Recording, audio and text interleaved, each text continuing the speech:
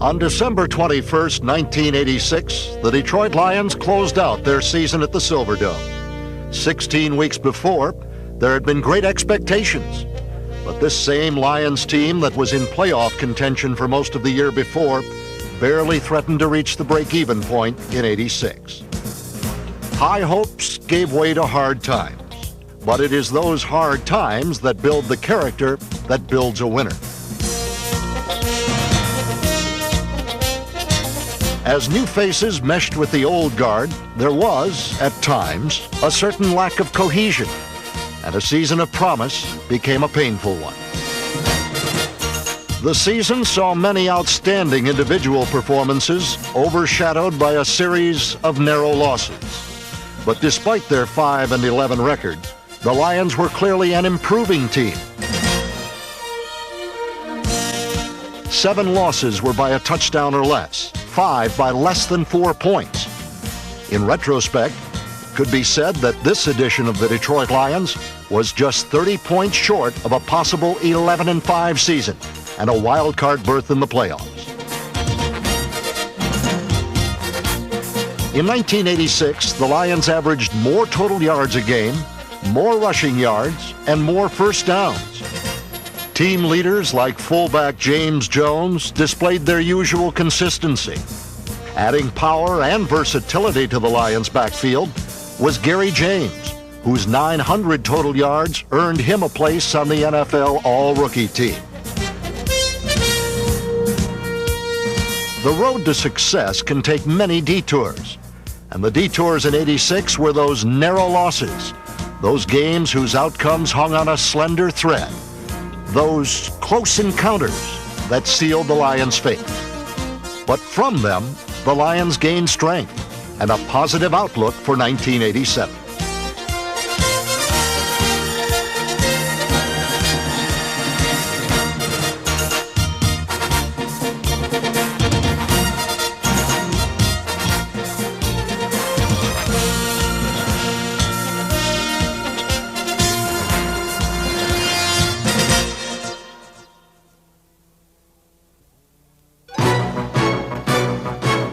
Everyone, and welcome to another season of Detroit Lions football. Today, live from the Hubert H. Humphrey Metrodome in Minneapolis, Minnesota, it's the season opener between the Detroit Lions and the Minnesota Vikings. And this opener features quite a matchup.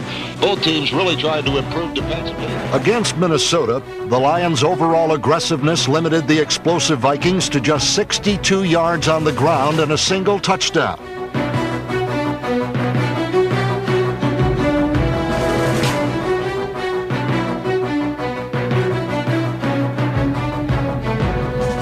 Veteran quarterback Bruce McNorton's interception key to pass defense rated the NFL's 4th best, while a healthy offensive line dominated the line of scrimmage.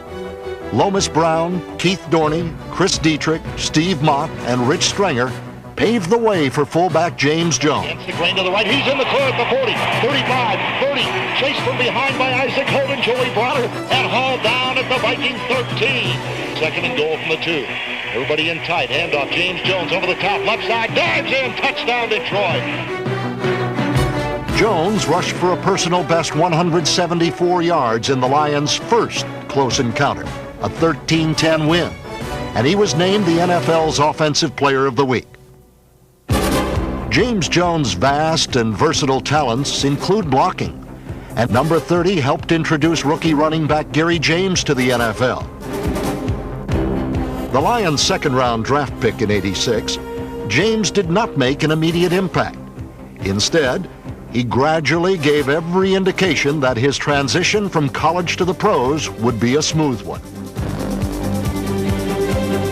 However, in the home opener against the Dallas Cowboys, James' flash and dash could not spell victory, as 3 Lions turnovers put Detroit down for the count, 31-7. Another new face surfaced the following week when Tampa Bay visited the Silverdome. Free agent Herman Hunter, number 36, was acquired in the season's first week and went on to establish a team record for most return yardage. Running back Scott Williams, and Alvin Moore, number 24, helped the Lions outgain the Bucs by 125 total yards, and James Jones scored a pair of touchdowns. But the Bucs scored 17 of their 24 points after turnovers, and the Lions endured a second loss, this time by 24-10. Another close encounter followed. In Cleveland, Eric Hipple completed a team record 33 passes for 3 touchdowns, and Detroit controlled the ball for more than 40 minutes. Yet the Lions fell just short again by 3 points. The frustration of those 3 straight losses failed to douse the Lions' competitive fire as they torched the Oilers at home in Week 5. The Lions' leading tackler, strong safety Demetrius Johnson, spearheaded a defense that forced 4 turnovers and allowed just 1 touchdown. It was, in the best tradition of the cliche, a team effort. James Jones' dogged running was responsible for time-consuming drives, and newcomer Herman Hunter worked his way onto the receiving end of his first touchdown as a Detroit Lion.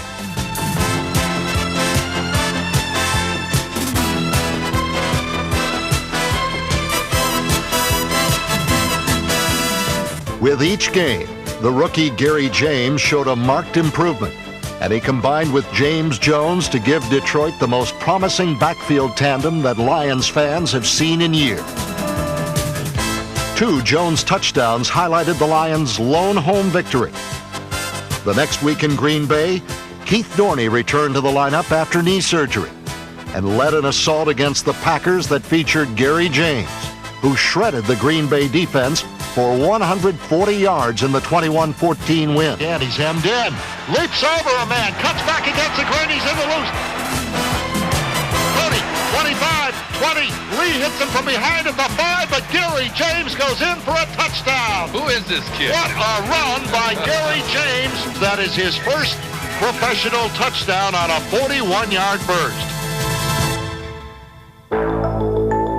The Lions' Den headed west for the first of 2 pivotal road games.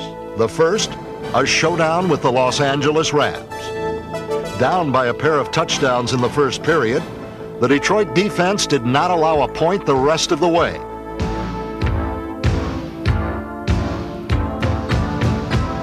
The Lions scratched to within 3 points when Eric Hipple connected with Jeff Chadwick for a fourth-quarter touchdown.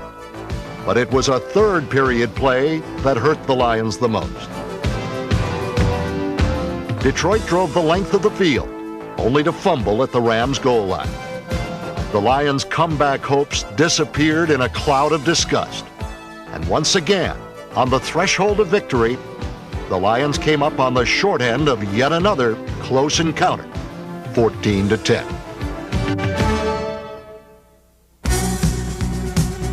A 16-game season is like a marathon. Halfway through the race, you need a second win. And when the Lions arrived in Chicago, they appeared to be gaining just that. On the banks of Lake Michigan, a maturing Detroit defense played its own special brand of waterfront defense. Vernon Maxwell, Mike Cofer, James Harrell, Shelton Robinson, Donnie Elder, Jimmy Williams, and the rest of the Lions defenders held the Bears to no offensive touchdowns at Soldier Field for the first time since 1982.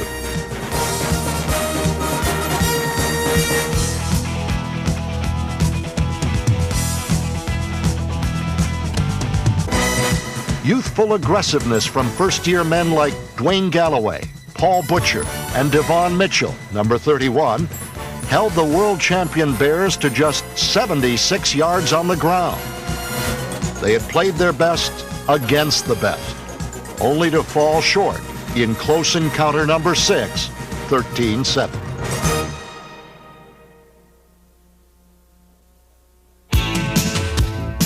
Since becoming the Lions' number 7 draft pick in 1980, Eddie Murray has been one of the NFL's most consistent kickers and an active fundraiser for the Multiple Sclerosis Society.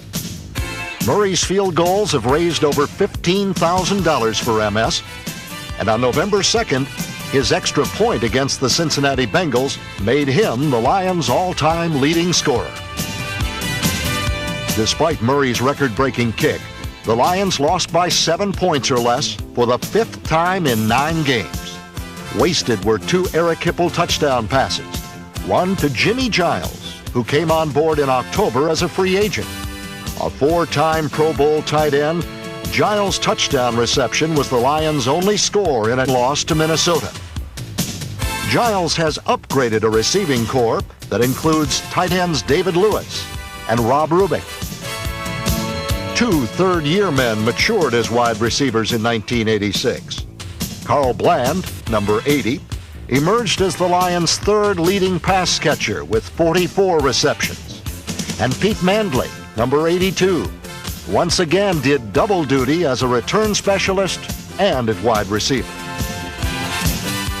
Mandley, Bland, and the rest of the Lions receiving corps all will benefit from the experience of Jimmy Giles, the free agent who could have gone anywhere, but he chose Detroit.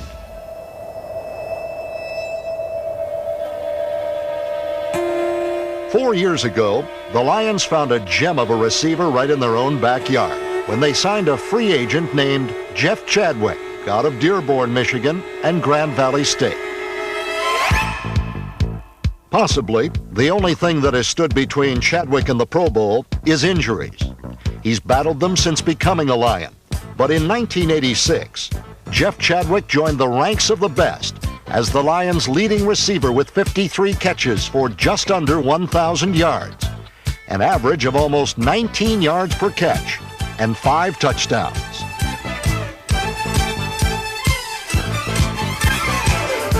All season, Chadwick and Eric Hipple served as co-chairman of the 65 Roses Club, which benefits the Cystic Fibrosis Foundation. Jeff pledged $50 for each of his pass receptions, and at season's end, he donated $2,650 to help fight cystic fibrosis.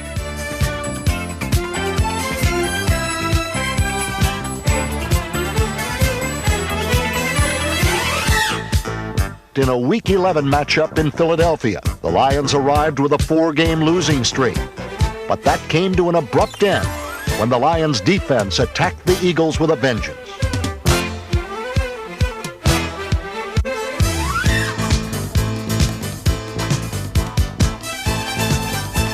Quarterback Joe Ferguson took over for the injured Eric Hipple and responded with a couple of bombs to the Lions' resident game breaker. Jeff Chadwick turned in a season-high 139 yards receiving.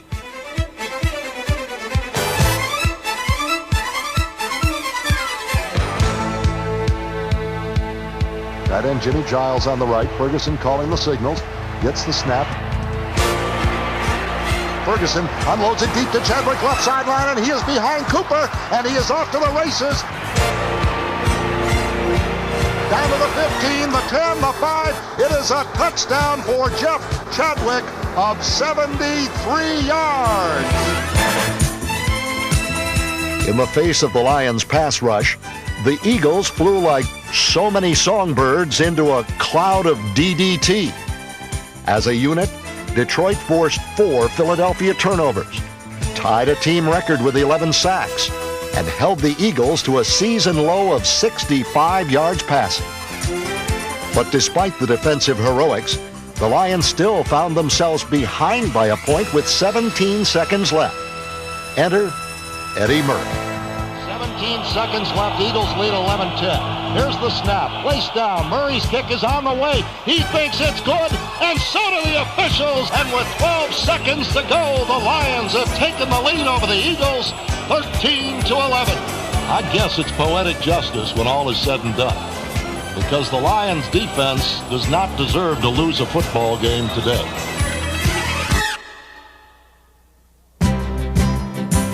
A southern trip to Tampa Bay helped heat up the Lions' offense in Week 12.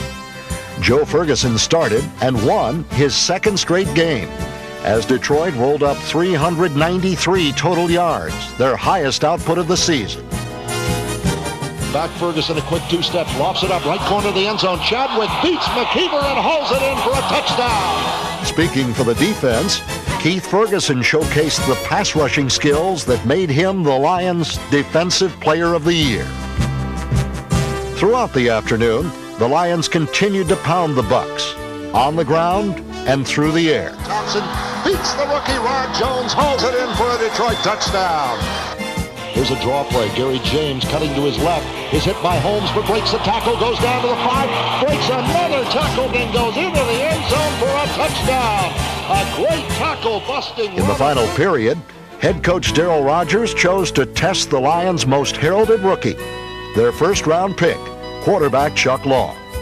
Long had yet to see action as he spent the first 11 weeks of 1986 learning the Lions system.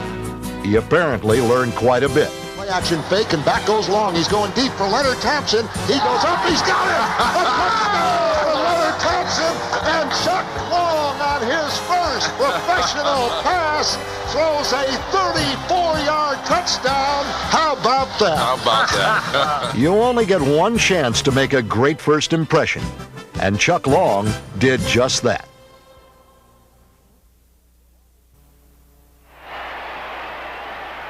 The Lions returned home for Thanksgiving on the heels of a 2-game winning streak, and they were welcomed by more than 60,000 fans. Lions faithful of all ages came to witness the traditional matchup against the Green Bay Packers. Back goes Ferguson, 4-man rush coming, steps up in the pocket, lofts it in the end zone, Chadwick under the goalpost, has the touchdown Detroit. In what would become one of the most entertaining games of the year, the defense did their part as Eric Williams, Keith Ferguson, Mike Kofer, James Harrell, Dwayne Galloway, and others ganged up on Green Bay and held the visitors to just 95 yards on the ground. Back is Ferguson, blitz coming, Lions pick it up, he's going in the end zone, Giles open, touchdown Detroit! Backs in the power left, James and Jones, Ferguson back to throw, standing in there, looks at the goal line, fires to Bland, he fights off Mark Lee and hauls it in for a touchdown! Great catch by Carl Bland at the goal line. The Lions surged ahead by 10 points with 5 minutes to play. But then, disaster struck. After the Packers closed the gap to 40-37, the Lions punted from their own 37-yard line. Arnold kicks it away, and look at this beauty. Hangs it up there to Stanley at the 17. He looks up, there are 7 Lions. He spins around and cuts to his right. He's in the clear. He's going to go all the way. I don't believe it. It was the heartbreak of '86 and marked the 37th time in team history the Lions have scored 40 or more points. But it was the first time they had scored that many and lost. The remainder of the season saw the young and the old make their mark. Quarterback Joe Ferguson jumped ahead of Otto Graham, Terry Bradshaw, Ken Stabler, and Len Dawson in total passing yards. And against the Pittsburgh Steelers, Ferguson threw his 190th career touchdown pass. As Ferguson was closing out his 14th NFL season, Gary James continued to make an indelible impression in his first one.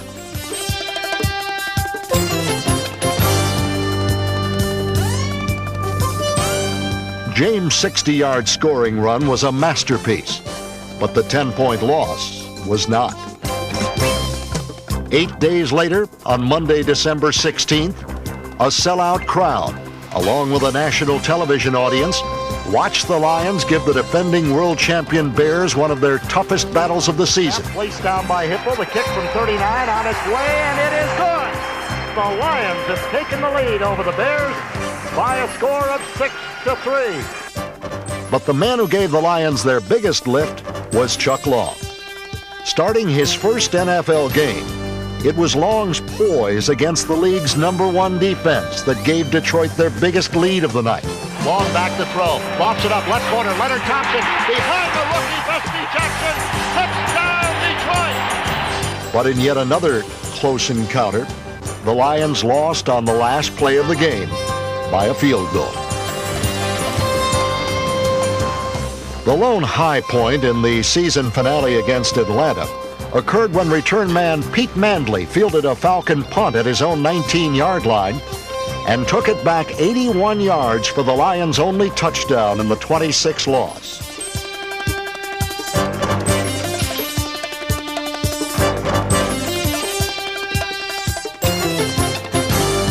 As the curtain closed on the '86 season, the Lions improved themselves in many areas, and those who observed this team from start to finish could clearly see that the future of this team lies in its youth. Not one, but two Detroit players were named to the NFL's All-Rookie team. One was free safety Devon Mitchell, number 31, who would finish the season as the Lions' leading interceptor and the team's 5th leading tackler. Mitchell joins first-year cornerback Dwayne Galloway, number 40, who became a starter and finished just behind Mitchell in both tackles and interceptions.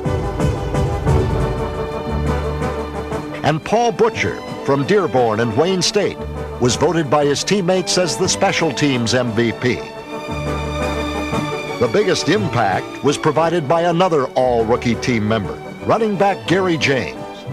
It takes a team of tacklers to bring him down. But even at 215 pounds, James possesses drag strip speed, and he can shift gears and handle in traffic as well as anyone.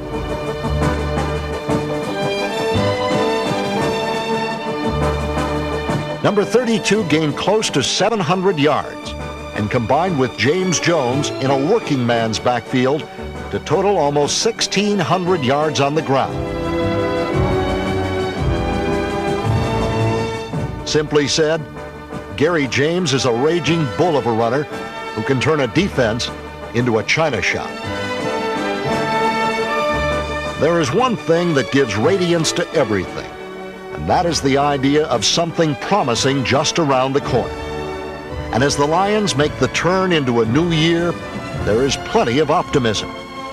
The close encounters of 1986 have made them a closer team, a team that promises to be back near the top throughout the remainder of the decade.